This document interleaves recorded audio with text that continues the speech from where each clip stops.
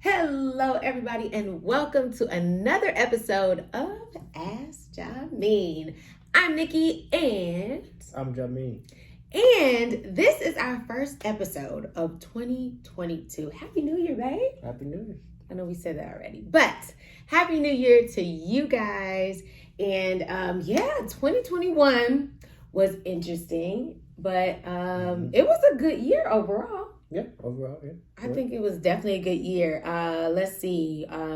So I switched over to the sales side. So I am no longer the transaction coordinator. I am officially a sales agent or real estate agent. I don't want to say sales agent because that means something different here in Las Vegas. But so long ago. I know, right? But that was only just in April, and knocked out several sales last year. And listen, I am looking to serve so many of you, and I'm ready to knock these goals out for 2022. I kind of don't believe in resolutions, and we've kind of talked about that. Do you believe in resolutions?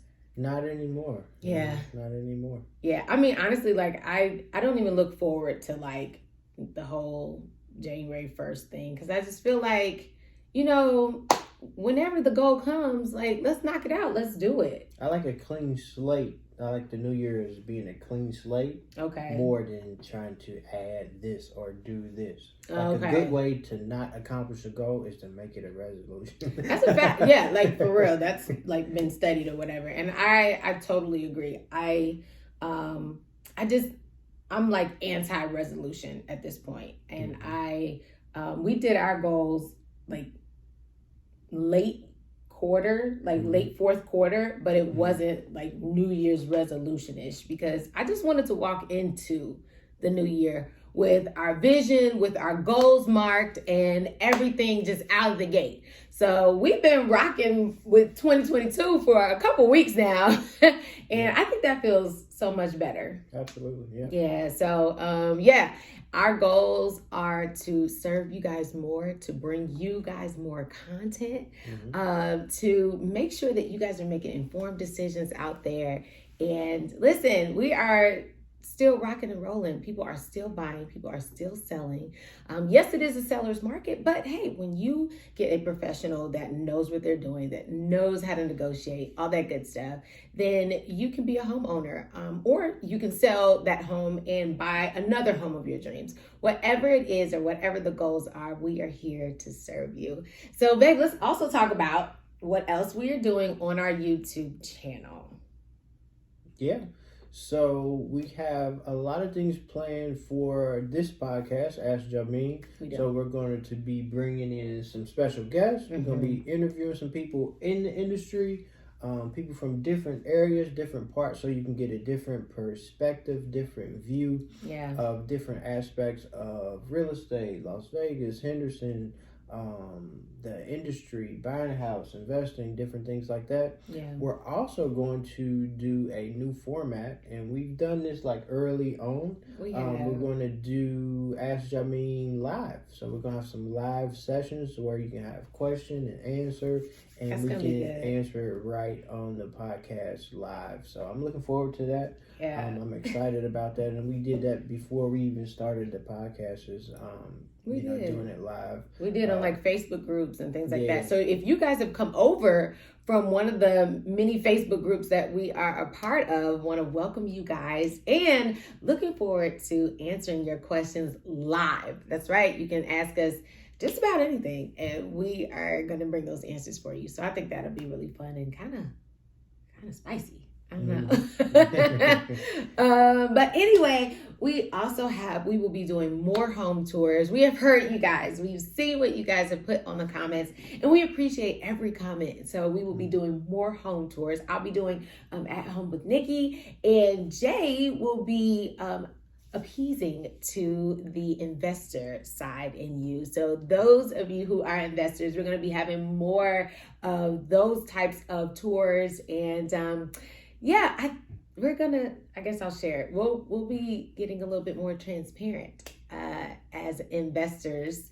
and showing you guys a little bit of our journey. I know we live in a world of HGTV where everything is, demoed in 5 minutes, and after 30 minutes everything is complete. But there are a lot of things that happen, and I think that based on what you guys have shared with us, you guys want to see more of that. And why not? The Willis team is an open book, so we are going to invite you guys into our investing journey, and looking forward to sharing that content as well. So let's get to it. But before we do, I want you to hit that subscribe button. That's right.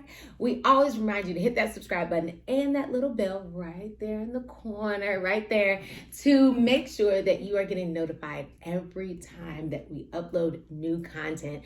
And Ask Jameen is back every week. We've got home tours, so you don't want to miss a thing on this channel. Also, make sure you share this episode. Click that little share button, and let everybody know that the Willis team has content for them all about real estate, whether it's real estate in Nevada, Las Vegas, interesting information about short-term rentals, long-term rentals, all that stuff.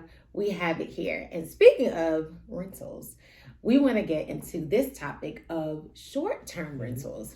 Now, I want to say over the past month or so, calls and emails have just skyrocketed from you all, especially those of you who are watching, and just clients who are saying, hey, we made it through 2020, we made it through 2021, and we're alive. And we want to start building our portfolio again, or getting into the short-term rental business. Mm-hmm. And this was interesting because you and I talked about it. We've talked about long-term rentals. Mm-hmm. We've talked a lot about that. We've also talked about, how people can, be tenants and how to become a tenant and all that. We've gone from the owner side and how to, purchase a long-term rental, what that looks like. But we haven't talked about short-term rentals. So let's get into it. All right, here we go.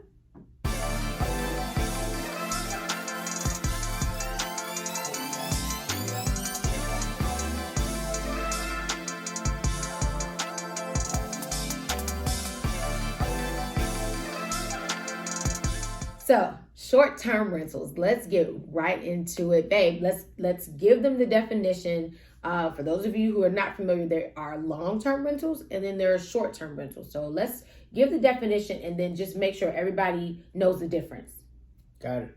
So a traditional rental is a property where you have traditionally a 12-month or longer lease. Mm-hmm. Sometimes it's shorter. You can do 6 months or 9 months or something like that.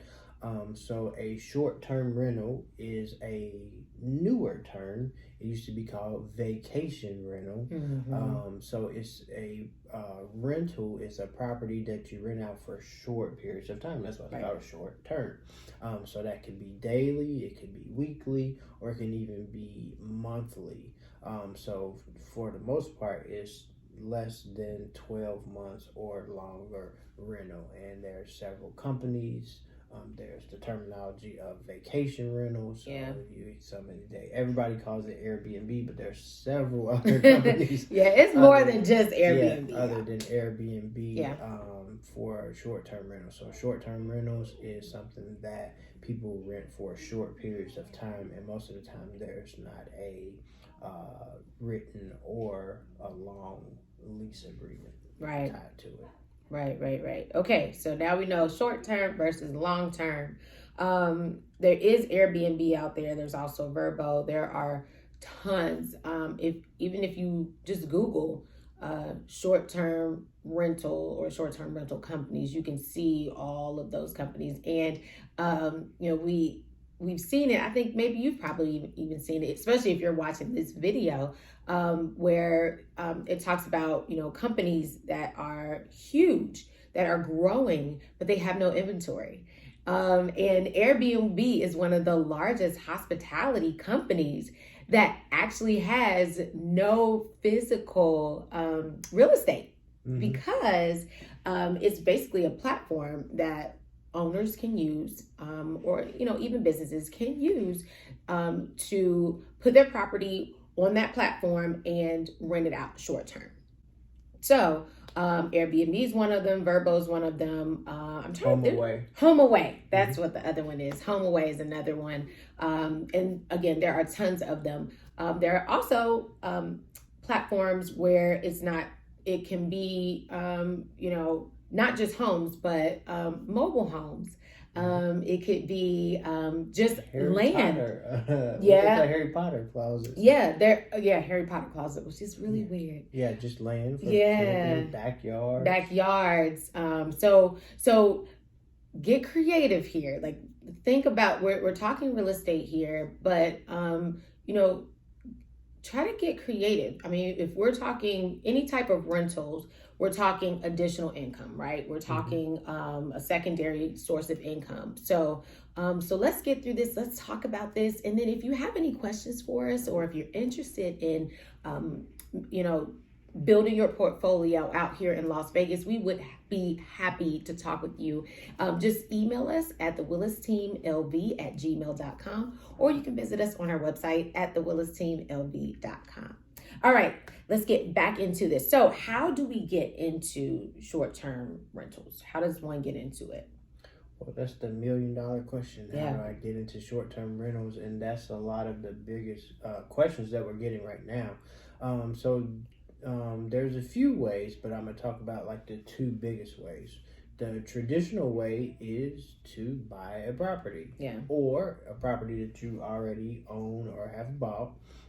So if you own a single family house, that's 3 bedrooms, 4 bedrooms, 5 bedrooms, you have that property, and instead of living in it yourself, or only living in it, using it a couple times a year, and it just sitting vacant or sitting empty, you rent it out to people who are going on vacation, who are coming into town for a few days.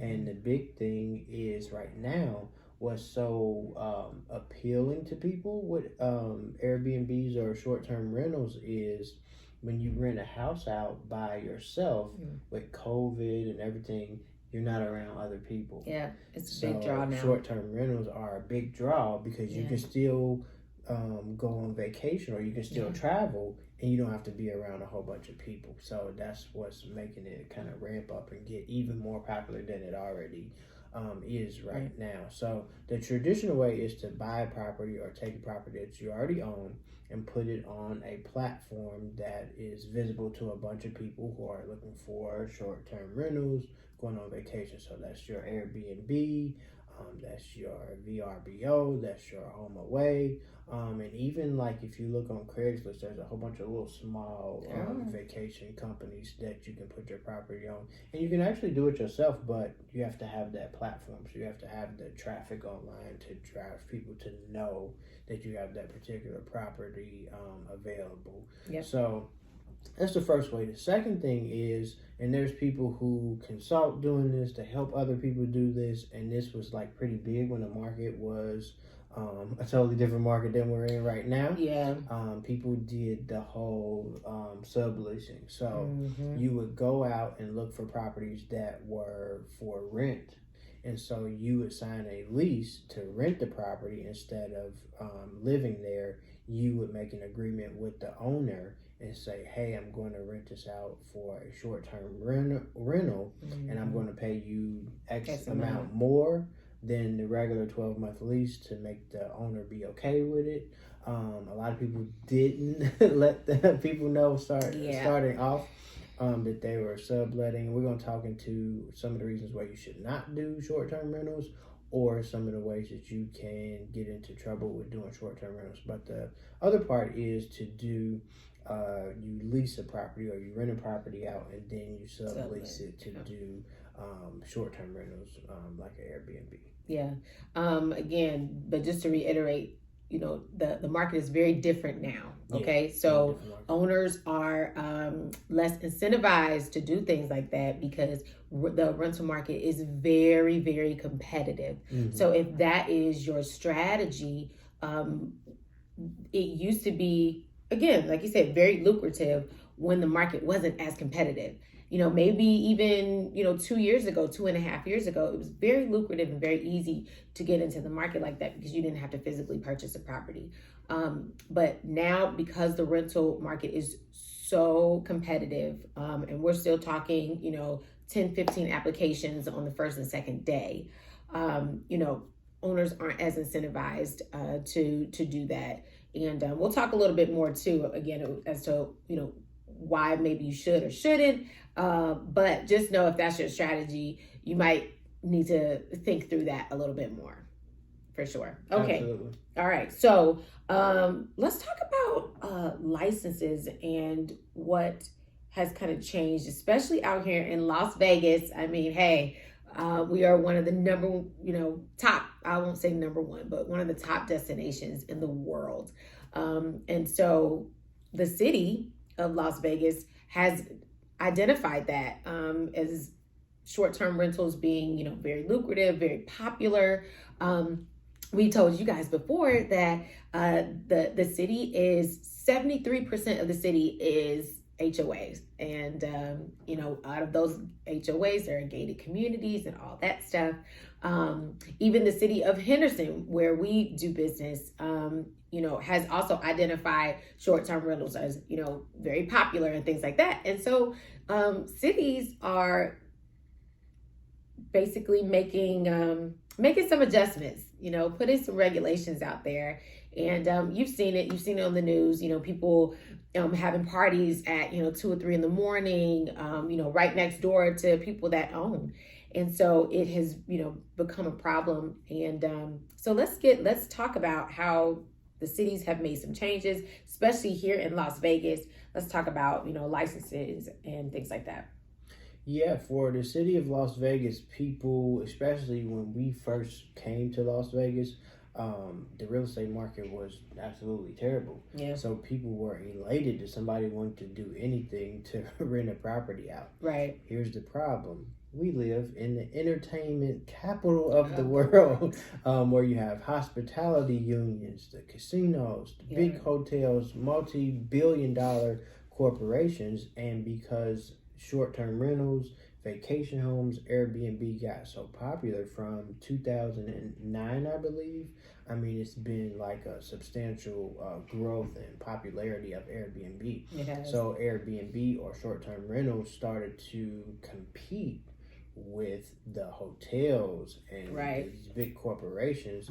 So that was one part. That's probably the biggest part of it. The second part of it is we live in a city, like you said, the homeowners associations is heavily regulated. Yes. So where you're used to, a rural town or a suburb with no HOA, so a HOA has restrictions, they have rules and bylaws and things that you have to abide by. Yes. And you have neighbors who are just regular, Joe Schmo homeowner. Right. They don't want to be next door to the vacation rental where parties are going on, music, it's not being taken care of properly, trash, things like that. So so regular homeowners combined with the HOA, they a lot of times frown upon vacation rentals or short-term rentals, because of it's disturbing. They call it disturbing the peace. So here in Las Vegas, they said, just like anything else, if we can't stop it, what do? Tax it. So here, so there's 2 areas where it's legal, and people still do it illegally, which we don't recommend, and we're going to talk about the ways to legally do it.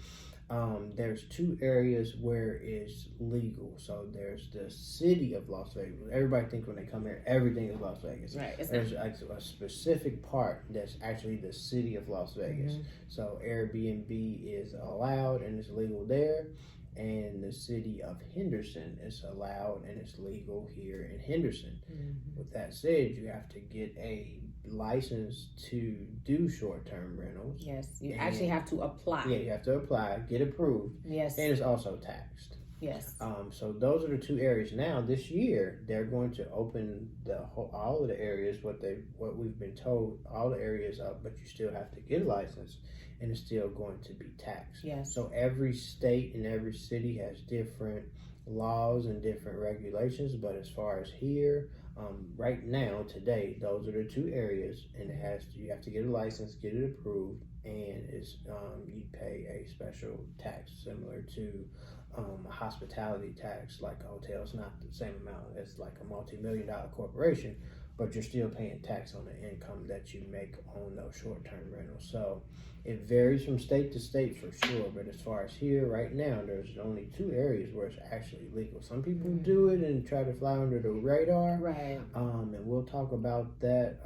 Again, we don't recommend that. We don't recommend it. We'll talk about that in just a second. Yeah. But it's getting more and more popular because even us, I mean, yeah. You know, before we moved here, we just stayed, about every time we came here, yeah, we stayed at Airbnb. Yeah. And it's great. It's great if you have a big group or a family where, you don't have to get 2 or 3 hotel rooms. It's a great solution for having a big family or a big group, or if you just want a different experience. Everybody doesn't want to be on the strip. It's a different experience. Right. Absolutely. Yep. Absolutely. So we have put together an email that we can send you, and if you are interested in that email, that includes the links to the different licenses and all of the information that the city provides. We put that together for you. If you're interested, to send us a comment or put in the comments below.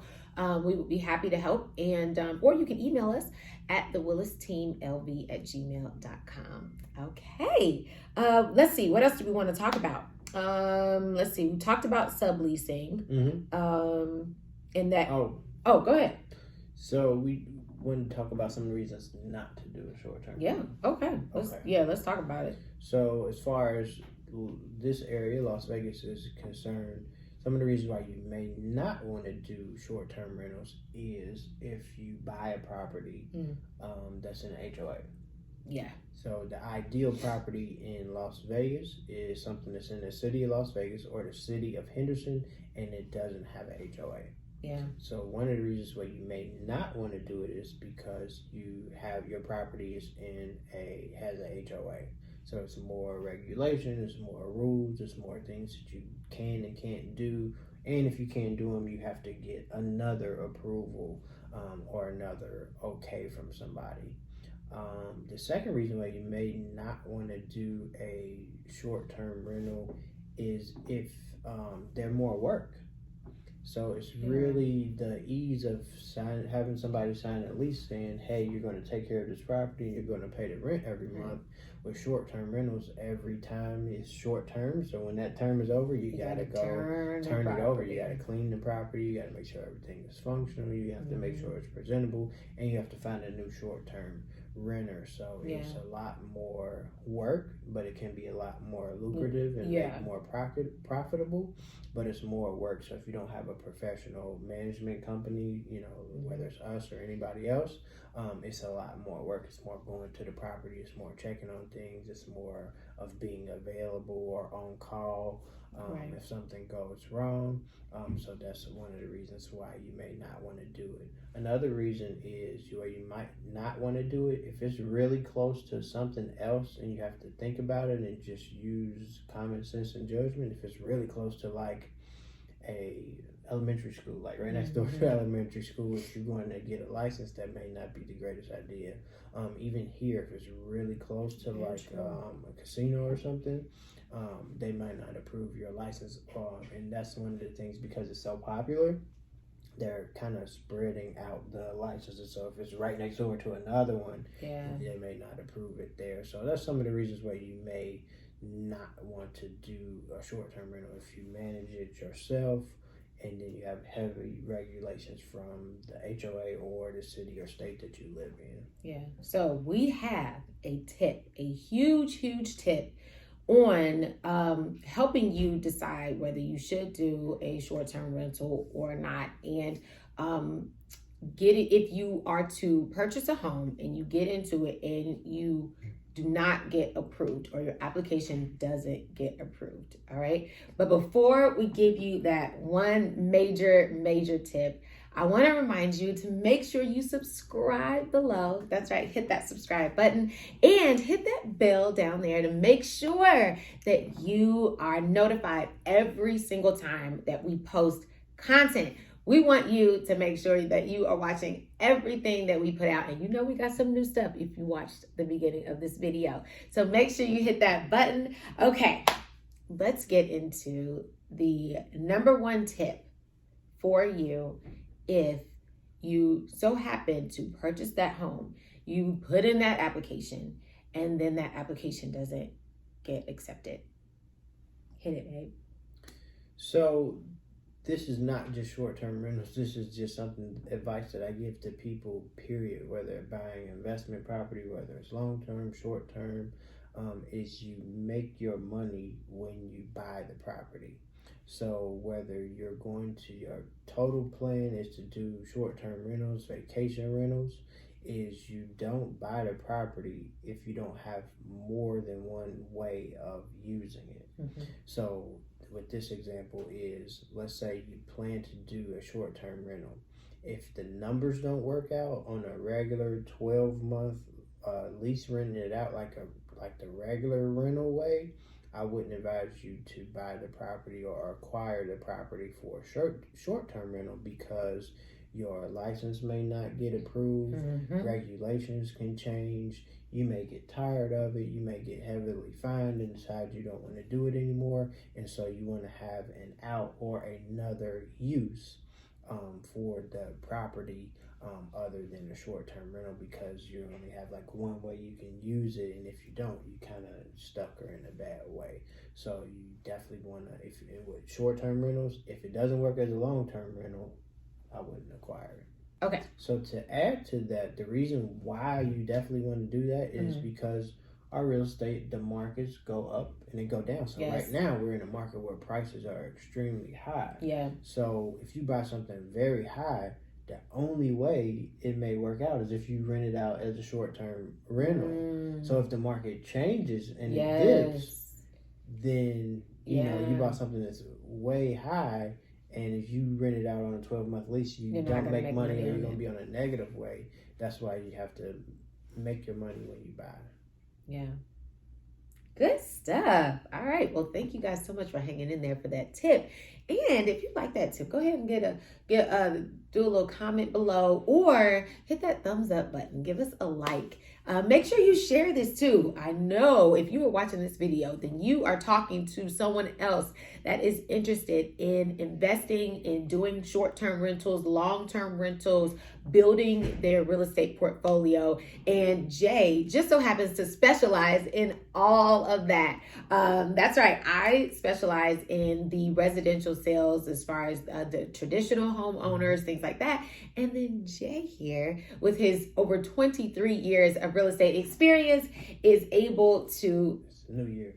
24 years. 24 years. Yeah. Well, I said over 23. That's true. That's true. Goodness. And you started in April. Don't mess me up. Okay. With his over 23, almost 24 years of real estate, is our investment expert. So you can talk to him about short-term rentals, long-term rentals, about building that portfolio, about flips, all that stuff. Just go ahead and send us an email at thewillisteamlv@gmail.com, or just visit our website at thewillisteamlv.com. Schedule that appointment with us. As a matter of fact, I'll put that scheduling link below just for you. And if you want to schedule a 30-minute consultation for the new year, go ahead and go in the description and click that link. And we'd be happy to talk with you. All right.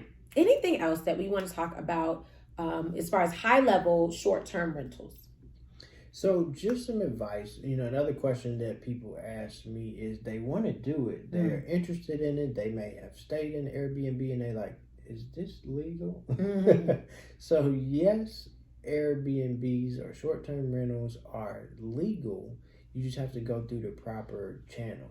So if you do in the area here called Summerlin, no, it's not illegal. But if it's in Henderson and you get a license and you get it approved, yes, it's legal. Yeah. Another thing people want to consider is this is a place where a lot of people come to travel. A lot of people come to vacation. Yes.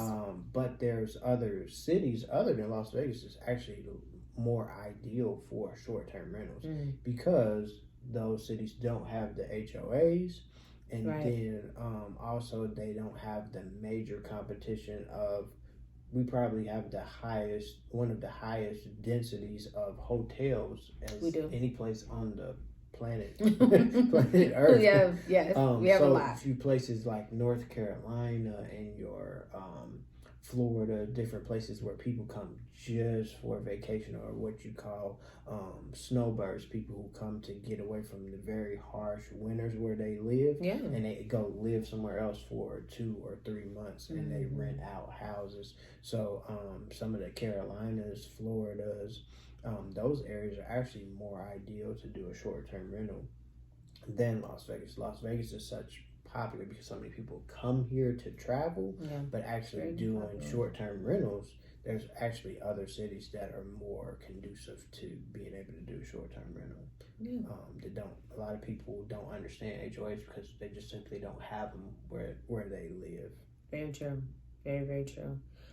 So if you need a referral, we know a lot of people around the nation, and we can help you get connected to a real estate agent that specializes in, helping you increase your portfolio, your investment portfolio. You do want to find someone that is knowledgeable about investment properties more so than just, traditional residential properties. So it's very important. And we know a lot of people around the nation, so we can connect you, and we'd be happy to do that as well.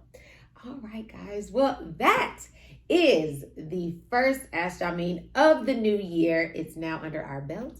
Thank you guys so much for joining us. Again, if you want to schedule an appointment, go ahead and go in our description right below. Click that link for a 30-minute consultation. We'd be happy to help you. Happy to give you resources and connect you to wherever you need to be. All right, guys. Well, thanks so much for joining us, and we will see you soon. Bye.